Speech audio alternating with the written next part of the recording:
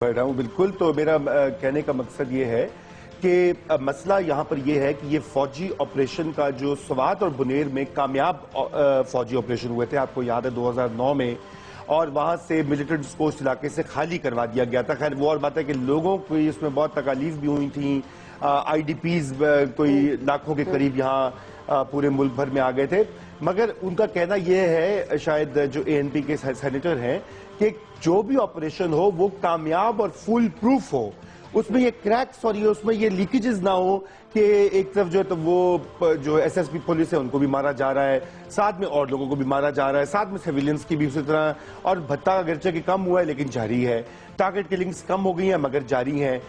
ختم نہیں ہوئی. تو مسئلہ آپ نے بالکل صحیح کہا کہ وقت تو دینا پڑے گا. وقت دیے بغیر جو ہے یہ نہیں معاملہ طے ہوگا. اور اس کے ساتھ ساتھ جو ہم بارہا بات کرتے رہے ہیں کہ آپ کو اس میں تمام سیاسی فورسز کو ساتھ لے کے چلنا پڑے گا، کیونکہ وہی آپ کو ایک کامیاب آپریشن کی ضمانت دے سکتے ہیں. مگر آپریشن بارہا اس بات کو بہت واضح کرنا چاہیے، کوئی سولوشن نہیں ہے، وہ ایک انسٹرومنٹ ہے، ایک آلہ ہے، ایک ٹول ہے، جس کی مدد سے آپ ایک بہت ہی گمبھیر مسئلے کا تھوڑا سا حل کی طرف جا رہے ہیں. آپ کو ادارے بلڈ کرنے پڑیں گے، آپ کو پولیس بھرتی کرنی پڑے گی، اس کو ٹرین کرنا پڑے گا، اس کو کرائم فائٹنگ کے لیے ٹرین کرنا پڑے گا. دیکھیے بینش، بات یہ ہے کہ اس کے اوپر تو ہمیں پورا ایک الگ شو کیا جا سکتا ہے، گھنٹوں بولا جا سکتا ہے، کیونکہ دنیا بھر میں جو بڑے شہر ہیں، چاہے وہ امریکہ میں لاس اینجلس ہو، شکاگو ہو، نیو یارک ہو، جہاں پر کرمنل گینگز کو فائٹ کر کے ریاست نے ان کو مسخر کیا، اٹلی ہو،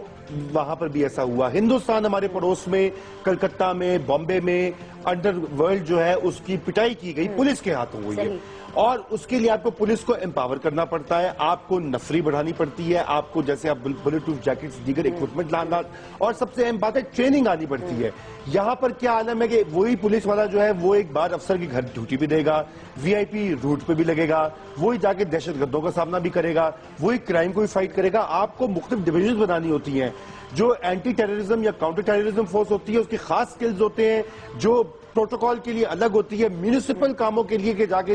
وہ اتوار بازار کو ریگولیٹ کرنا ہے، ٹریفک کانسٹیبلز نے کہاں کھڑے ہونا ہے، اس کی الگ کے قابل نہیں رہا. یہ جملہ، یہ سٹیٹمنٹ جو شہر کی توہین ہے، نہیں. کراچی کے بارے میں توہین. دیکھیں بات یہ ہے کہ آپ نے بالکل صحیح کہا ہے، کراچی ایک بہت ہی جسے انگریزی میں ڈائنامک کہا جاتا ہے جگہ ہے، اور اس کی سب سے بڑی یہ جو اتنے مافیاز اور بھتے وہاں پہ موجود ہیں، اس کی وہ یہی وجہ کہ وہاں سے پیسہ جنریٹ ہو رہا ہے، روزگار ہے، کاروبار ہے، انڈسٹری ہے. تو کراچی، اور آپ نے تو آج دل مول لی ہوں گے اپنے کراچی کے جو ہمارے ویورز ہیں، مگر یہ مشہری صاحب نے جو